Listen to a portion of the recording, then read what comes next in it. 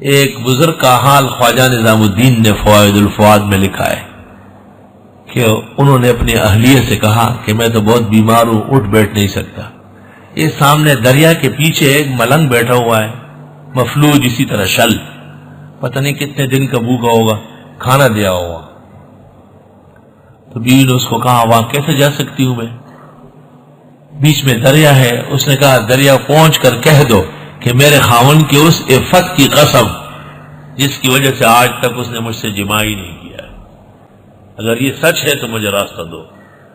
بڑی حیران ہو گئی کہ اس نے تو بہت زوردار جمع کیے، صوفی صاحب تو اب ہو گئے۔ اور یہ کہتے ہیں، اس نے کہا آپ ہماری صداقت نہیں جانتی، دریا کو خطاب کرو پتہ چلے گا۔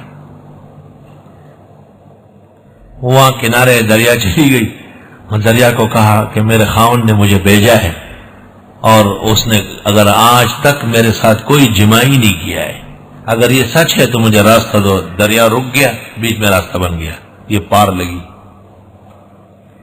اس درویش بیمار کے پاس کھانا رکھا، اس نے کھانا وانا کھا کے برتن فارغ کیے، خوب چاٹا۔ تو اس نے کہا خاوند نے مجھے آنے کا کہا تھا، جانے کا نہیں کہا تھا، اب میں کیسے جاؤں گی؟ اس نے کہا دریا کو کہو کہ اس قلندر اور فقیر نے جو آج تک کھانا چکھا تک نہیں، زبان پہ نہیں ہوتا، اگر یہ سچ ہے تو راستہ دو۔ یہ حیران ہے کہ ٹفن تو میرے سامنے خالی کیا ہے۔ اس نے کہا دریا کو خطاب کرو، ہمارا صدق معلوم ہو جائے، آپ نہیں جانتی ہمارے مقام مرتبے کو۔ خطاب کیے تو راستہ مل گیا۔ یہاں آ کر کے اپنے خاوند کے پیروں میں رو پڑی کہ یہ کیا ماجرا ہے تم صوفیوں کا، ادھر سے یہ ہوا ادھر سے وہ۔ اس نے کہا اصل بات یہ ہے کہ جماع دو قسم کا ہوتا ہے، ایک حفظ نفس کے لیے ہے اور ایک اتباع شرع کے لیے ہے، کہ ایک مسنون بیوی ملی ہے اور اللہ کا حکم ہے، نبی کی سنت ہے، ہم اس نیت سے ملے ہیں اور نفس کو غالب نہیں ہونے دیا، یہ صدق اللہ نے تسلیم کیا ہے، اس لیے راستہ ملتا ہے اس سے۔ اور اس نے کھانا صرف اس لیے کھایا تاکہ وہ زندہ رہے اور اللہ کا حکم جو عقل طعام کا ہے وہ پورا ہو، اور خودکشی کا مرتکب ہو کہ مر نہ جائے۔ حفظ نفس کے ساتھ اس نے پانی بھی نہیں چکھا ہے، اس لیے دریا ہماری صداقت کو مان رہا ہے۔ اس لیے لوگ کہتے ہیں کہ بڑوں کی باتیں بڑے جانتے ہیں، ہر کس و ناکس مقصود تک نہیں پہنچ سکتا ہے۔ اللہ، بعض بزرگان دین ایسے گزرے ہیں غریب کہ وہ پھٹے پرانے کپڑے پہنتے تھے، جنگلوں میں بیٹھتے تھے اور بیلے کچھیلے رہتے تھے تاکہ لوگوں سے ہماری جان چھوٹے، ہماری جان چھوٹی رہے۔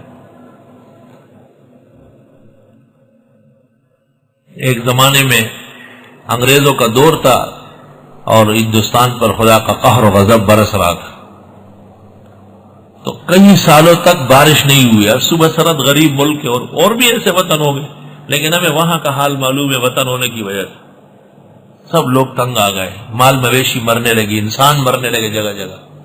تو اس زمانے میں والی اسواق جو تھے وہ بڑے بزرگ تھے، اور انہوں نے اپنی پرانی پگڑی اور ٹوپی ایسے راستے میں ڈالی تھی اور کہا انگریز اس سے گزر کے آ جائے۔ 200 سال تک انگریز آگے بڑھ نہ سکا۔ اس کے پاس لوگ گئے اور ان کو کہا حضرت دعا فرمائے، استسقاء فرمائے، بارش ہو جائے۔ انہوں نے کہا ہم نے تو بہت دعائیں کی، نماز استسقاء بھی ہر مہینے میں پڑھتے ہیں، اللہ تعالیٰ بہت زیادہ ناراض ہے لوگوں سے، ہم کیا کریں، ہماری آج کل نہیں سنی جاتی۔ تو لوگ رونے لگے، لوگوں نے کہا بھائی اب ہم کہاں جائیں۔ وہ جب بہت تنگ آئے تو انہوں نے کہا ایک شخص کا پتہ دیتا ہوں، وہ پشاور شہر میں کئی ایسی غیر آباد سی جگہ میں مل جائے، کسی پل ول کے نیچے بیٹھا ہوگا، خواتین کے لباس میں، کندھے پر دوپٹہ پڑا ہوگا اور ناک کے اندر نتنا ڈلا ہوگا، اس کو چھوڑنا نہیں ہے، اس کو راضی کرنا ہے، اور وہ کسی طریقے سے کہہ دے کہ یا اللہ بارش برسا۔ یہ لوگ سوات سے چلے اور پشاور میں کئی کونے کانچے پل وغیرہ کے آس پاس اس کو دیکھا، تو انہوں نے کہا آپ دعا کریں، مخلوق تباہ ہو رہی کہ بارش ہو جائے۔ اس نے کہا ہم ہجڑوں کا بارش سے کیا کام، دعا ہجڑے کرتے ہیں، یہ تو آپ لوگ جیسے نمازی پاک صاف کرتے ہیں۔ پڑھنے کا نہیں، آج آپ کر لیں، میں مجھے دعا آتی نہیں ہے۔ تو انہوں نے کہا ہم تو سوات گئے تھے اور سوات بابا جی نے بھیجا ہے۔ تو اس نے کہا سوات بابا جی نے بھیجا ہے؟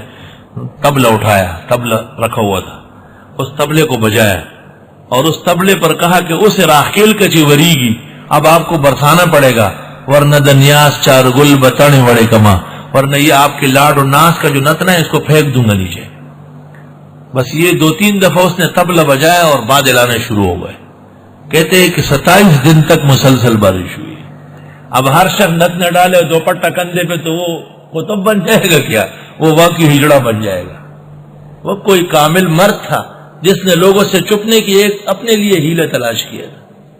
میں نے خود سید علی حجویری، جس کو یہ لوگ داتا گنج بخش کہتے، میں نے خواب میں دیکھا ہے۔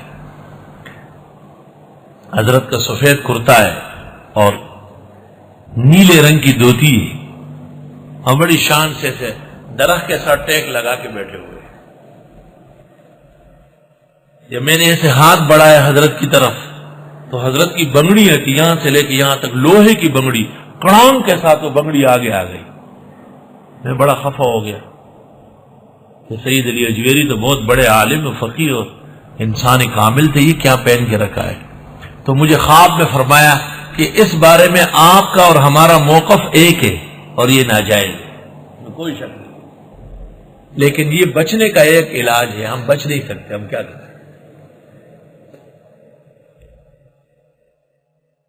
اس لیے بزرگان دین جن کی زندگی کتاب و سنت کے مطابق معلوم ہے، فقی الہند اور ولی الہند حضرت مولانا رشید احمد گنگوئی نے فتاوی رشیدیہ میں ایک سوال کا جواب دیا ہے کہ جن کی بزرگی شریعت کے مطابق معلوم ہے، اگر ان کی کوئی ایسی بات ہمیں پہنچی جو خلاف شرع ہو تو وہ معول ہے، اس کی تعویل کرنی پڑے گی، ان سے بدگمان ہونے کی ضرورت نہیں، ناراض ہونے کی۔ استغفر اللہ۔